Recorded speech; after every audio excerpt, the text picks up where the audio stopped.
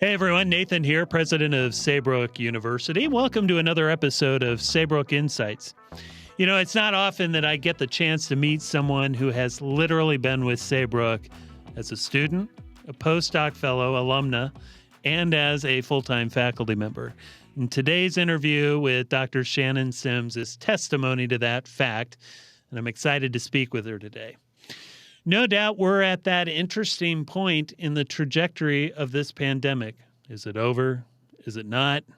As many of us are putting our masks to the side in our pockets, yearning for that return to normal, and I think half the country is already at whatever normal it is for them, there's still a collective of individuals, a substantial collective, for whom COVID isn't even in the rearview mirror. It's hanging around like a bad, horrible penny in the form of long COVID, and it's wreaking havoc in many lives. Like many of you, I have friends and colleagues for whom this is a stark reality, and our medical establishment is working hard now to understand what's behind it all. It's all been a mess of confusion since COVID really came upon us. They're trying to figure out how and why it affects some people in this fashion and not others. As importantly, trying to mitigate these symptoms, including breathing challenges, chronic pain, and fatigue. It's an increasing issue for this subset of COVID patients with few options that seem to work. Add to that the issues around employment and maintaining it in the face of these challenges. It's a big topic. Enter in Dr. Sims, who, as part of her extensive background, counts long COVID among the important foci of her work because she's had it. And she works with colleagues at a place called, a new startup, Isla Health, on this very topic as well. No doubt we're going to need more individuals like Shannon and the Isla team to tackle this and other autoimmune-related illnesses from an integrative perspective, supporting patient health and well-being. And I think what's exciting is the way in which they're bridging together traditional and integrative medicine in a way that is productive for the benefit of the patient. I'm also curious to hear more from Shannon about the state of integrative medicine more broadly. We'll get into a little bit of that today, but I think we're going to have to probably focus more on that later on, especially as we look to the future in terms of research and development. Now, I'm not going to task Shannon with world peace, but her passion and energy makes me hopeful about the state of healthcare, especially as we work to advance the health and well-being of the communities we serve. So let's get to it. Here we go with Dr. Shannon Sims. Dr. Sims, welcome to Saybrook Insights. It is so good to have you here today. Before we get started, why don't you tell us about yourself, your personal history as it relates to integrative medicine and health sciences, and also how you found your way to Saybrook University. I was just telling folks in the introduction that you come to us as a former student, an alumnus, a postdoctoral fellow, and now a faculty member. Plus, you have this incredible resume on top of all of that.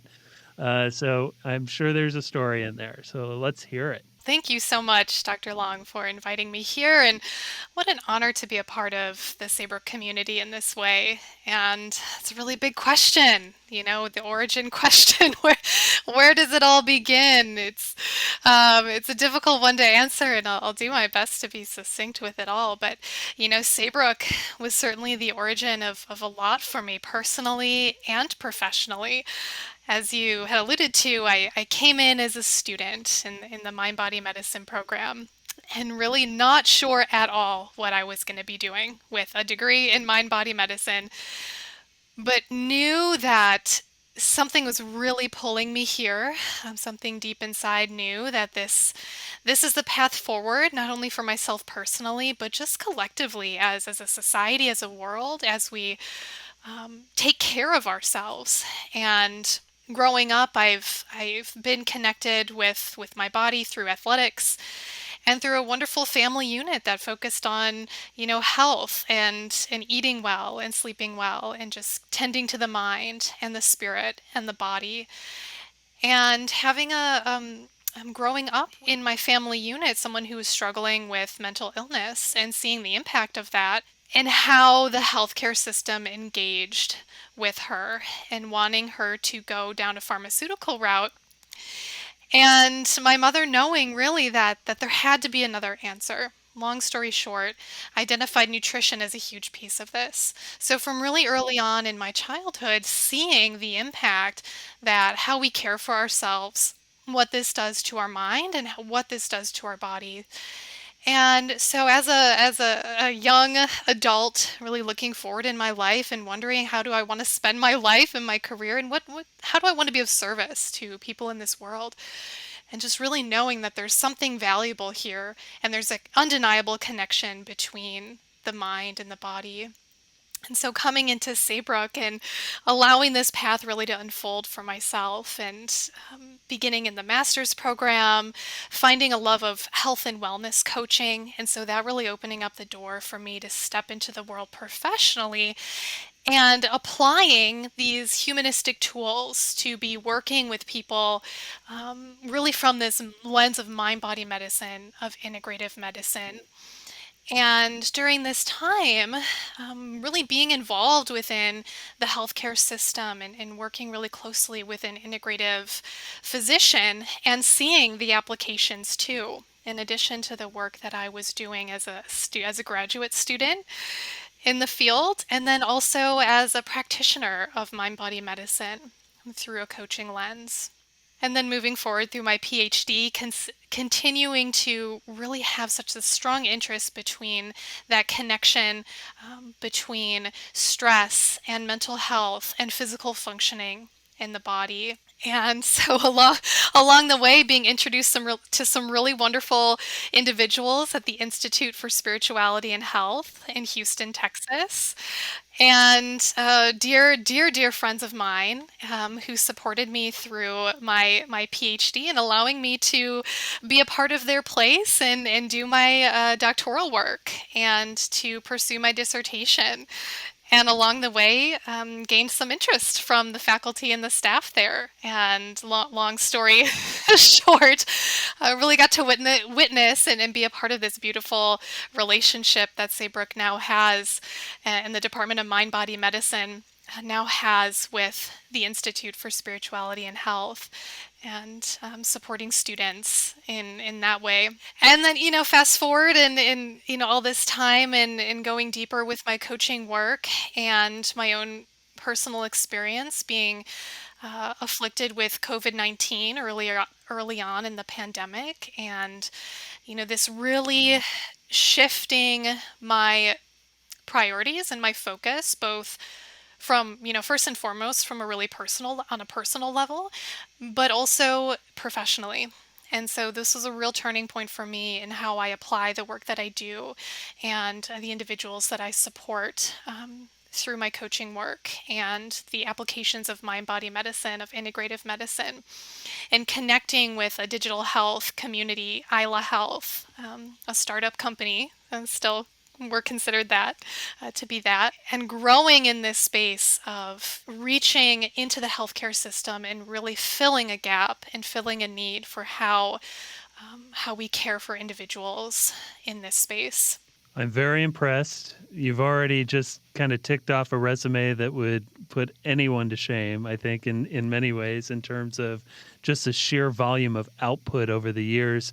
Can you talk a little bit about your background research with Institute for Spirituality and Health? And for those in our audience who are listening, the Institute for Spirituality and Health is affiliated or associated with the Texas Medical Center. I believe it is one of the, if not the largest medical centers in the world. And so it's got quite a bit of connectivity across multiple healthcare systems and hospitals down in the Houston and Houston metro region. So be curious to hear about your research. What was the synergy with the ISH, and maybe speak a little bit more about that experience before we hop into Isla Health and your journey with COVID?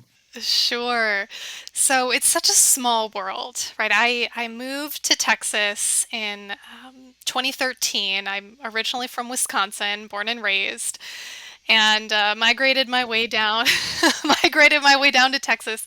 And anyway, I started working with this really wonderful doctor, Dr. Monica Robertson. She's in Houston, and she has an integrative practice. And I came in, and I walked in through the doors, and I said, just purely out of curiosity, what does it look like to practice integrative medicine? So I just walked into this clinic and spoke to the wonderful girl at the front desk, and she says, "Hey, well, why don't do you want to have lunch with the doctor?" And I said, "Absolutely." So right then and there, the doctor goes, she's like, "Do you want to work here?" I'm like, "Absolutely." I don't know a thing about women's health, other than being a woman myself. But sure, I have an interest in pursuing graduate school in integrative medicine, and so I'm looking for a job. I just moved here. Let's do it. And what a beautiful lifelong friendship this has become. And so many wonderful experiences there. And anyways, one of the first things I learned here was that one of the practitioners in the spaces upstairs, he was a Saybrook student. And I learned that he was receiving his PhD in Jungian psychology, really the last of his cohort to round out with in the Jungian psychology program. Anyways, a wonderful individual, and I thought, wow, small world. Here's two Saybrook students under the same roof, and so he had connected me. Well, we had, of course, a friendship over the years, and here I'm in my PhD process, and I'm in our field experience, and I'm like, well, I'm tasked with this job of going out into the community and doing something, putting into practice what it is I'm studying here. And he goes to me, his name is John Price, Dr. John Price. And he's like, you should connect with some really wonderful folks over at the Institute. Stuart Nelson, John Graham. Why don't you sit down with them? So I call up Stuart, and we meet at a wonderful little tea shop here in Houston. And we just really connected. He's like, well, what do you want to do? And I was like, well, here's some of my interests. This is what I have to do for my coursework. And can we make something happen? And so we brainstormed, and it was just the beginning of a terrific collaboration. And so I decided to really focus, as you had mentioned, the Institute, or ISH, as it's also known, is situated right in the medical center, the Texas Medical Center, and thought, okay, I have such an interest in mind-body skills groups. I trained through the Center for Mind-Body Medicine when they were a part of Saybrook. And I had been running these mind-body skills groups, and I thought, well, that's something I can do. And now, who do I want to focus on? What's a really stressed out population? Medical students. Medical students are stressed out.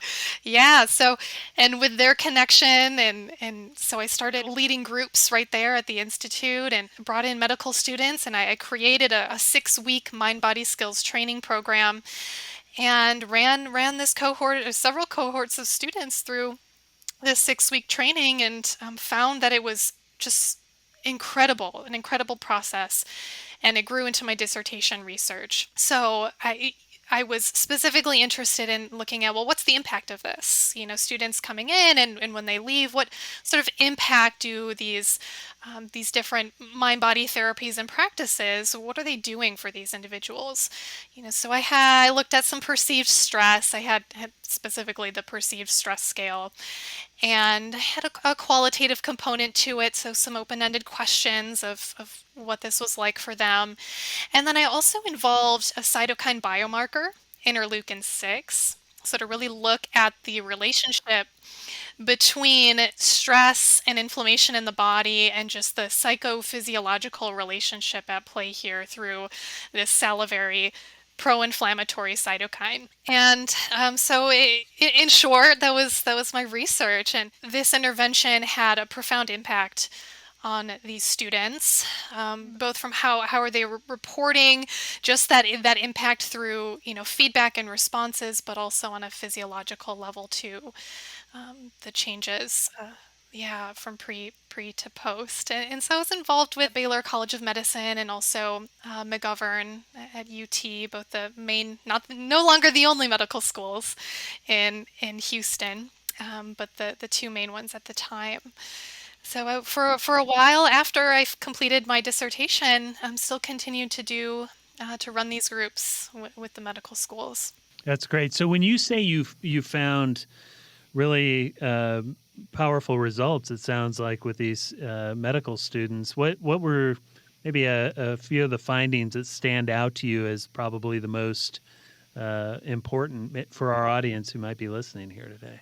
So this was a mixed methods design, and as any researcher, particularly a self-funded or mostly self-funded student researcher might say, recruitment is always something.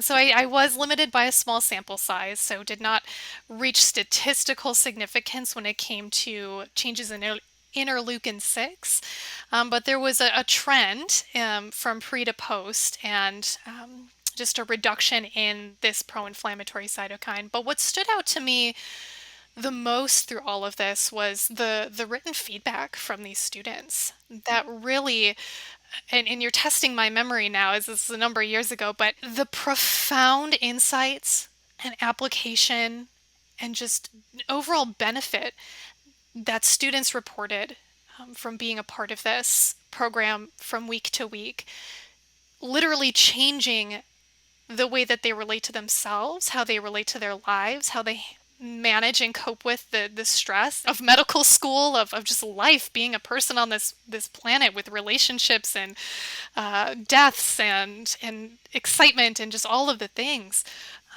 that I was so surprised. You know, of course, going into this, I have a sense, well, I can imagine that, there might be X, Y, and Z benefit. But really, what these students were sharing was beyond what I could even imagine, how it touched their lives in just every possible way. And one student specifically, she wrote me a handwritten note afterwards, about 2 pages, sharing with me how I changed her life with this, not me, I held the space for this to happen, but this work saved her life.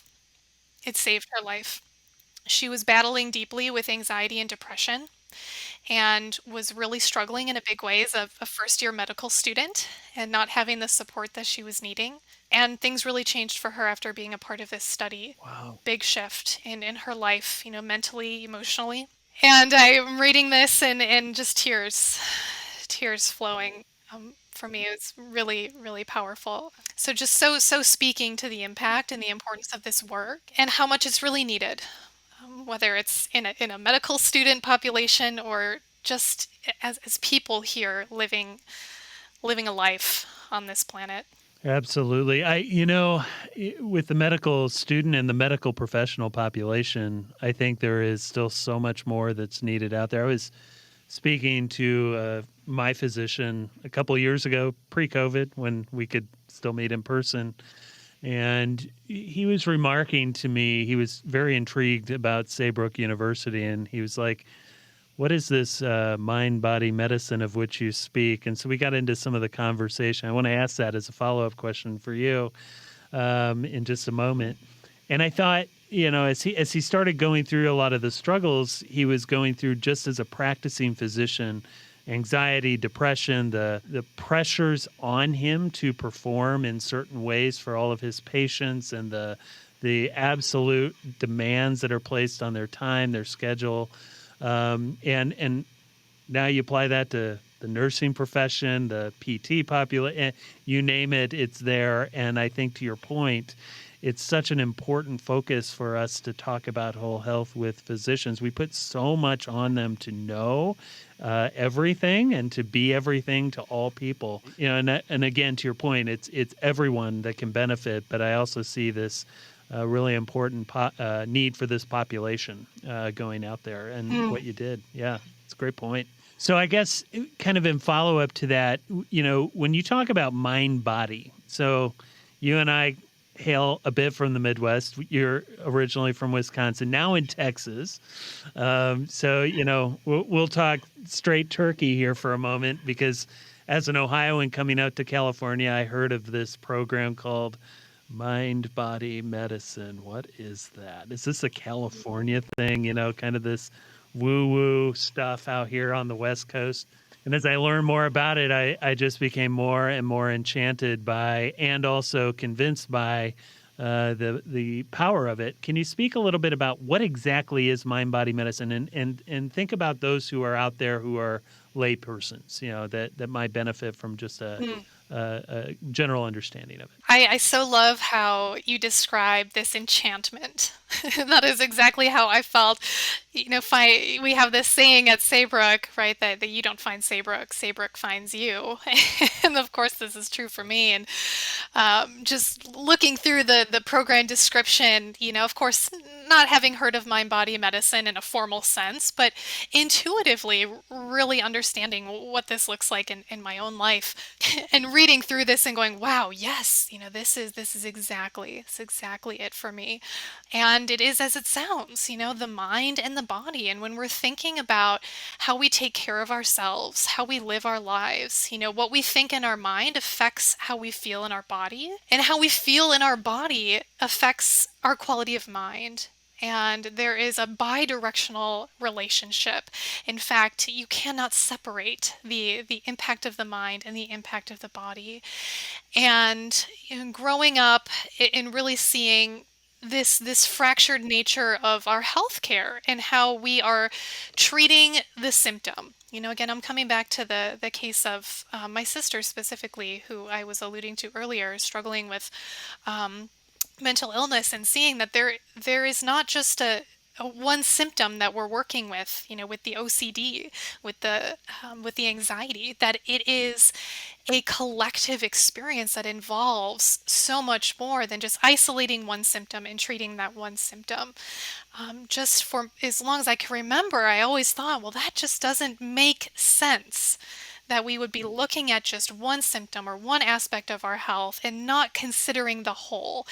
And so when we're talking about humanistic psychology, when we're talking about taking a look at the holistic, the whole person, I consider integrative medicine to be synonymous with mind body medicine, that we are considering the whole person. We're looking at all areas of wellness. We're looking, of course, at physical health, physical wellness. We're looking at emotional health, mental health, social and environmental factors. We're looking at the quality of our sleep and relationships and our financial health, and all of these things that play into who we are and how we move forward in this world. And so to me, mind body medicine is getting to the root cause of really what is there, and that there is something beneath the surface of what we're experiencing. And it may manifest in a physical symptom of anxiety or physical pain, or you name it, that there's always more to the story than just what we see on the surface. And we can even slip into a conversation around, well, what happens when someone is not feeling well, but they physically present fine? We get into this realm of invisible illness, and knowing that there is a significant percentage of the population who, is dealing with so-called invisible illnesses. And it's really important to note here, my relationship with mind body medicine went a whole lot deeper and really went to the next level for me in terms of understanding when I became sick with COVID, and then subsequently began experience what at the time we now have a term for it called long COVID. But back in the early days of the pandemic, this was not something that we knew about. Yeah. And so this very much, for many, including myself, categorized as an invisible illness. And being really challenged in that moment to go, well, what do I do? How do I heal myself? How do I take care of myself? And leaning on the mind body practices and tools that I've been trained in through Saybrook and through my work with the Center for Mind Body Medicine, and really turning these inward to myself and finding the incredible impact and the supportive element that this was for me, and just foundational in my recovery. And from that moment, I began a new relationship with mind body medicine, having such a deep personal experience with how powerful these tools can be, particularly when it comes to chronic illness, and an illness that is not well known and is not well handled within the current medical system as it is. And this is not to to be negative towards our current healthcare system, but rather, to highlight the gaps. And I think COVID has done an excellent job of this and highlighting the disparities that exist in our current healthcare system that have been there all along, but are especially highlighted now from the patient perspective, but also from the physician perspective, and that's a whole other conversation there as well. We're going to touch a little bit on that. I want to just take a moment to rest in this COVID, the long COVID piece, because it's obviously been so instrumental in or central or at this point for you that really helped you lean into mind body medicine. So, what is long COVID exactly? What are the symptoms? And I know they're going to be different, but kind of what are some of the common things that you've seen? And then, maybe talk a little bit about the current research. I know you talked about experiencing some of these, so maybe contextualizing it with your own experience a little bit. And then I'd like to talk about Isla Health in a moment, but maybe let's just talk for a bit about long COVID and what it entails. Absolutely. So this is, and this still may be a new term for some people who are listening in, not knowing that long COVID is something that is really affecting a large, not a large percentage, but a percentage of individuals who have experienced COVID-19. And what we're finding is that it doesn't matter the severity of the acute infection. So that acute infection is categorized, roughly about 2 weeks of that initial phase of infection. And it might be for some individuals very severe, hospitalizations, the whole gamut. Other people, like myself, I had not a mild case, but it wasn't severe enough to land me in the hospital. But I was sick. I was quite sick. But so there's someone like me kind of falling in the middle, and then you also have individuals who are either asymptomatic or just very mild symptoms. And what we're finding is it doesn't matter. It doesn't matter. But what we see is there is this initial recovery of, okay, I'm making it through, I'm feeling better. And then there is a sharp decline where we start to experience either a worsening of symptoms that might have been experienced during that acute phase of infection, or a whole new categorization of symptoms. And oh boy, are these symptoms numerous. But what I see, so speaking from my own personal experience, but also professionally, as I work every day supporting individuals who are experiencing long COVID. And so hearing just some of the big ones coming forward around deep debilitating fatigue, chronic fatigue. There's a lot of overlaps we're seeing with some chronic fatigue syndrome and POTS, which is also affects the nervous system and the autonomic system. Brain fog or real cognitive challenges. This is a huge marker of long COVID, the brain fog. We hear people talk about that often. And something that I am hearing more and more of are neurological issues. So a lot of neurological issues, and these can just be manifested in a variety of ways. But those are some of the larger main symptoms. There are so many others that kind of, I always like to think of it, going through long COVID is entirely unpredictable. And Hmm. one day you might be feeling okay, and then the next day you just feel like garbage, and you don't quite know what symptom is going to be presenting. I kind of like to think of it as like a bucket, that you just like toss this bucket out onto the table and all these, symptoms fly out and, oh, which ones am I going to be experiencing today? Is it the brain fog? Is it the anxiety? Is it the depression? Is it the high blood pressure, fatigue, insomnia, what is it? Burning of, my skin, maybe so many. But so again, coming back to long COVID, and this is really marked by, and it's considered a chronic illness, and chronic illness being something that is persistent beyond 8 weeks. Got it. So beyond 8 weeks, we start to see, okay, this is now a chronic condition. And so what we're finding with a lot of these individuals with long COVID is that they're going to the doctors. They're having blood work. They're having MRIs. They're having PET scans. They're having an EEG. They're doing all of this workup, sleep study, you name it. and everything's coming back normal.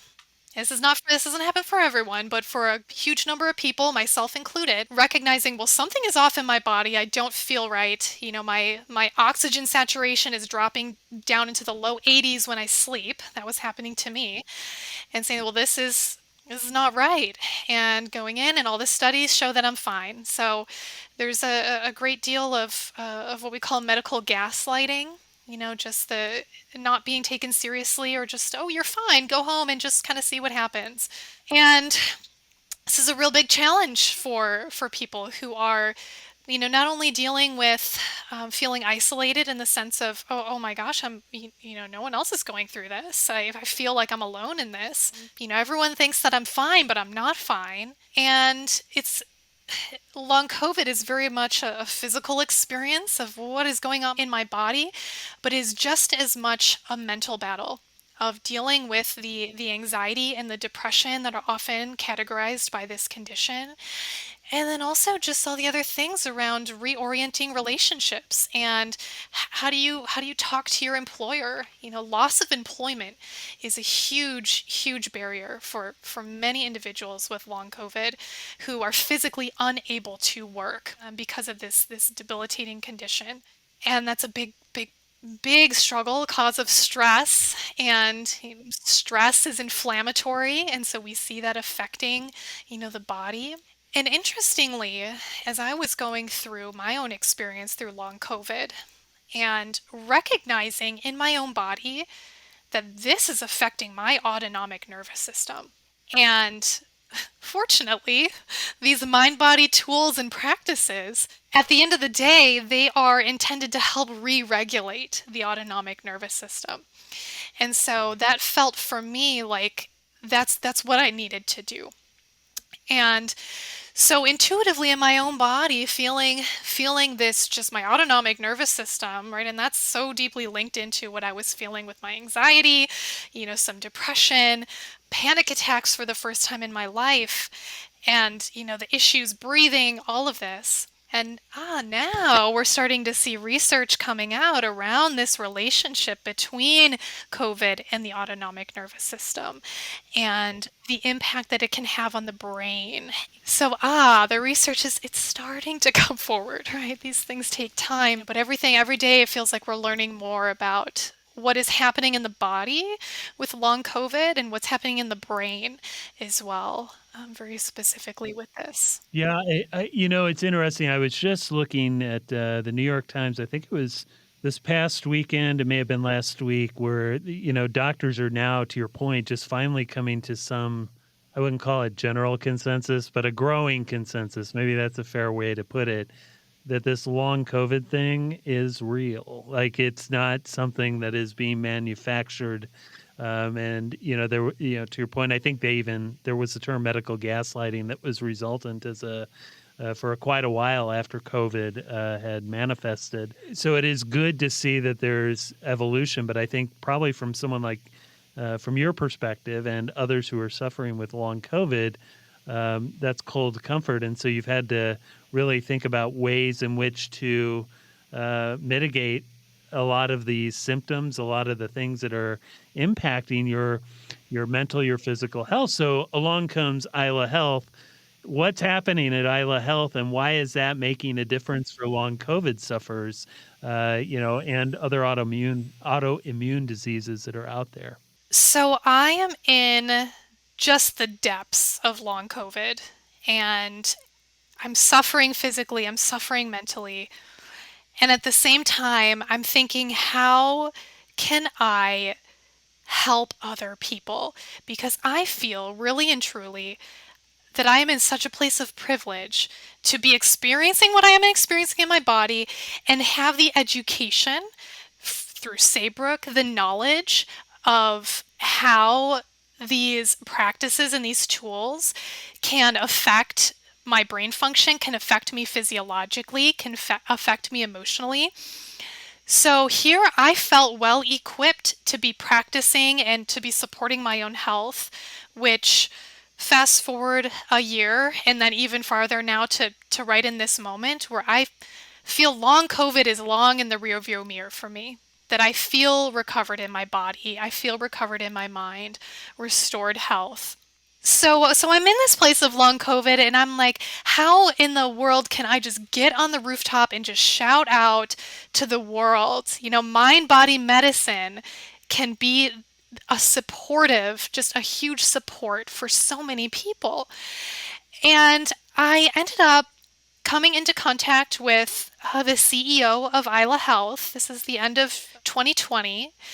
And we connected on a research forum. And she's like, I'm sharing a little bit about my story, about my background. And she's like, well, let's meet because this sounds really interesting. And let me share with you a little bit what I'm doing. I have this startup company, this startup called Isla Health, and she's like, and I want to change the way that people relate to their health. I want to change the healthcare experience for people who are living with chronic illness. And so I started sharing with her about, here's what I'm wanting to put together a program to help people with long COVID, cope with and manage their symptoms so that they can regain their strength and their health and feel in control of their health. She's like, well, let's connect. So anyways, I ended up becoming a part, becoming a core team member of this startup company. And we have grown even today where we are very much focusing on, our intention to deliver personalized virtual care for individuals who are dealing with autoimmune disease and chronic illness. And so long COVID being a part of this. Yeah. And there's actually this interesting link, research showing the relationship between long COVID and autoimmune disease and seeing how this is really triggers autoimmune disease for a number of people. But anyways, so coming into this and really creating from the ground up a platform that is meant to support or does support individuals as they're going through their healthcare journey, and all in this mission to really bring people together in community and to work with a personalized care team so that people can feel like they're making progress and really do make progress towards their health goals. So we're thinking differently about this, the way that people manage health. We know that healthcare is siloed, right? And especially for individuals living with a chronic illness, that they find themselves falling through the cracks.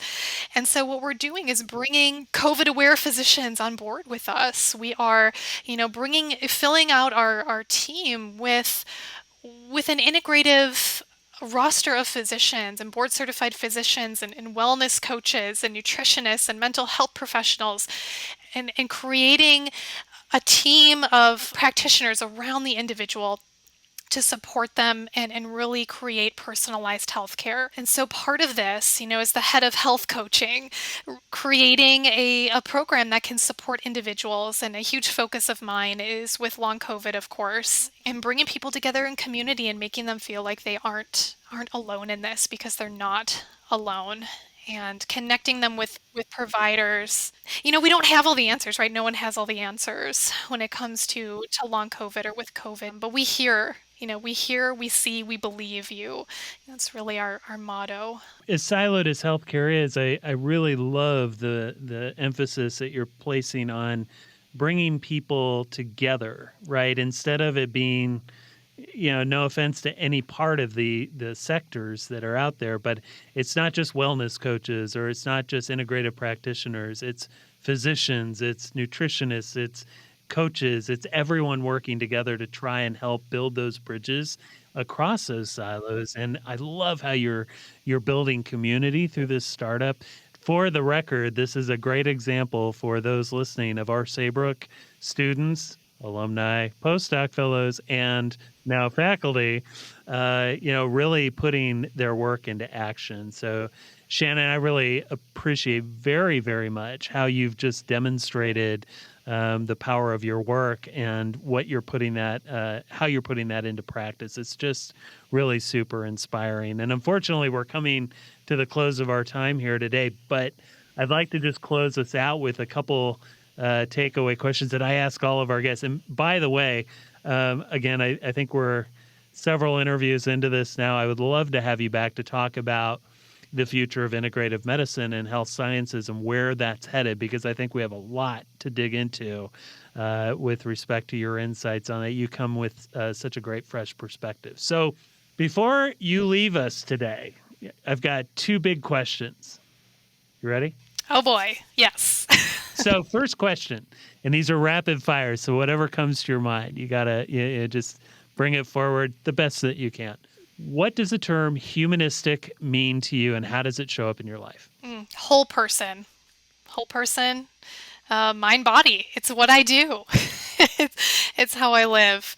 That's the answer. All right, good for you. That's terrific. All right, and then with all that's out there regarding the challenges we have in the world, what are three things people can do right now to improve their health today?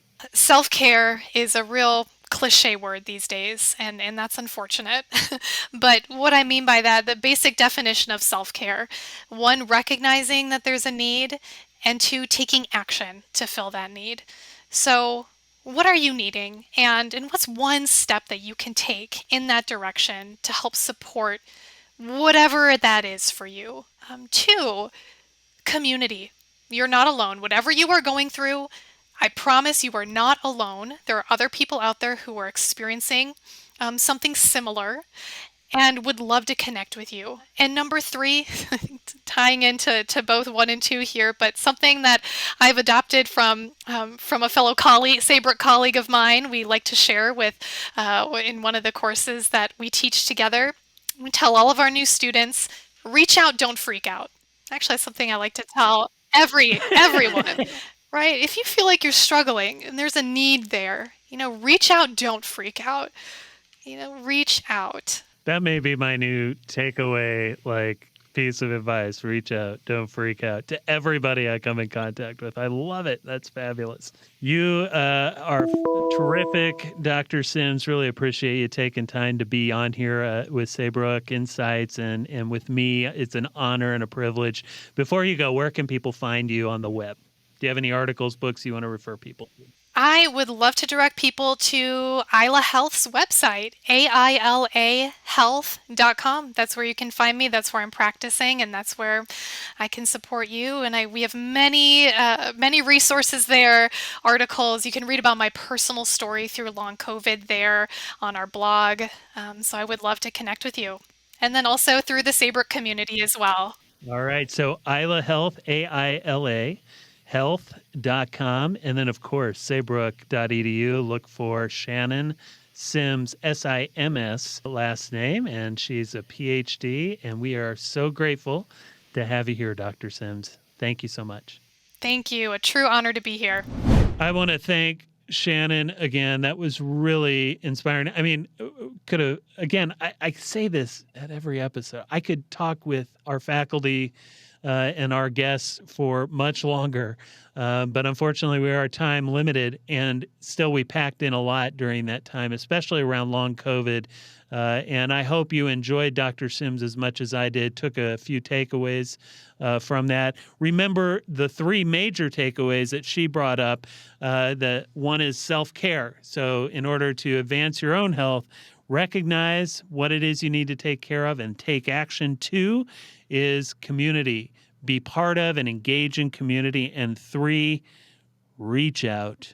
Don't freak out. I think that's going to be my personal mantra going forward well into the future. If you want to see video elements, we've created these segments, and you can see those on our Saybrook YouTube page. If you'd like to support the podcast, go to Apple iTunes and leave a 5-star rating and review and subscribe so you can get episodes as they come out. If Spotify, leave that 5-star rating and make sure to follow us. You can, of course, subscribe to us on most major podcast platforms, including Google Podcasts, Stitcher, Pandora, and my personal favorite, Pocket Casts. Remember, check out our show notes for information on today's guests, including links to websites, books, etc. For more about our Mind-Body Medicine program or the university, go to www.saybrook.edu. Click on Areas of Study at the top of the page and locate the program to learn more. Or simply Google Saybrook University Mind-Body Medicine program. All right, that's it for now. Take care and be well.